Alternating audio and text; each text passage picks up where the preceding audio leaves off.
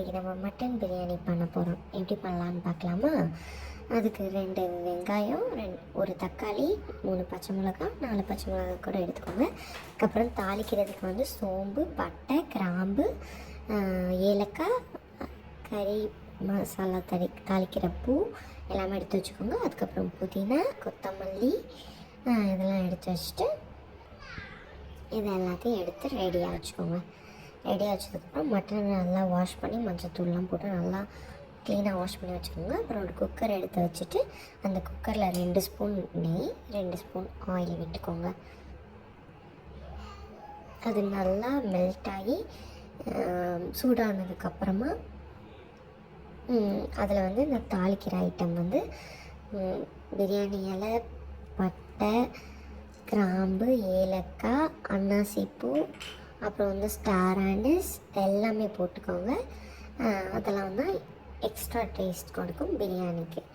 இந்த பிரியாணி வந்து நார்மலாக நம்ம வீட்டில் செய்கிற பிரியாணி தான், லைட்டாக கலப்பட்டு கூட.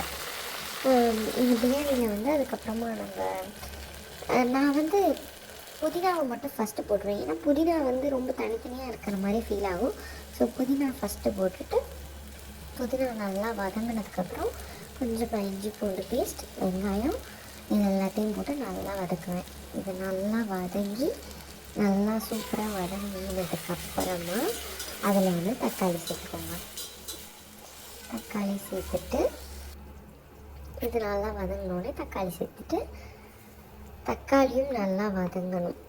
நல்லா வதங்கி அது நல்லா ஒரு பேஸ்ட் கன்சிஸ்டன்சிக்கு வர வரைக்கும் வெயிட் பண்ணுங்கள். நல்லா வந்ததுக்கப்புறம் அதில் வந்து கொத்தமல்லி போடுங்க. கொத்தமல்லி இதெல்லாம் போட்டுட்டு இதையும் நல்லா வதக்கி விட்டு இதை பண்ணுங்க. வதக்கிட்டு எல்லாம் மிக்ஸ் ஆனதுக்கப்புறமா கொஞ்சோண்டு மஞ்சத்தூள், 1 டேபிள் ஸ்பூன் வந்து மிளகாத்தூள் போட்டுக்கோங்க. மஞ்சத்தூள் நிறைய பேர் போட மாட்டாங்க. எனக்கு வந்து நான்வெஜ்னால கொஞ்சம் மஞ்சத்தூள் போடுறது தான் எனக்கு கொஞ்சம் பெஸ்ட்டாக படும்.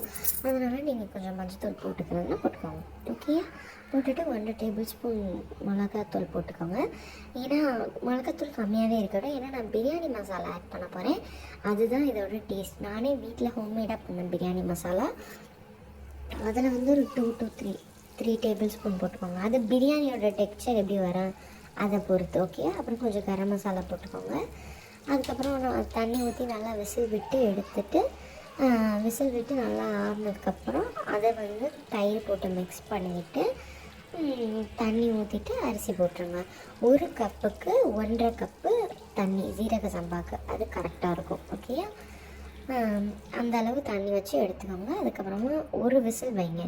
மட்டன் வந்து 4லேருந்து 5 விசில் வைங்க. பிரியாணி அரிசி போட்டோன்னே ஒரு விசில் வச்சுட்டு 5 மினிட்ஸ் சிம்மில் வச்சுட்டு ஆஃப் பண்ணிவிடுங்க. விசில் விட்டு எடுத்து அந்த விசில் போனதுக்கப்புறம் லைட்டாக நெய் ஊற்றிட்டு உடைங்க பிரியாணி உடைக்கிறது செம்ம ஹாப்பி தான். பிரியாணி உடைக்கிறது செம்ம சந்தோஷமாக இருக்கும். அது நல்ல டெக்ஸ்டரில் வந்து இன்னும் சூப்பராக இருந்திருக்கும். என்ஜாய் பண்ணுங்கள். பிரியாணி சாப்பிட்டு கண்டிப்பாக ட்ரை பண்ணி பாருங்கள்.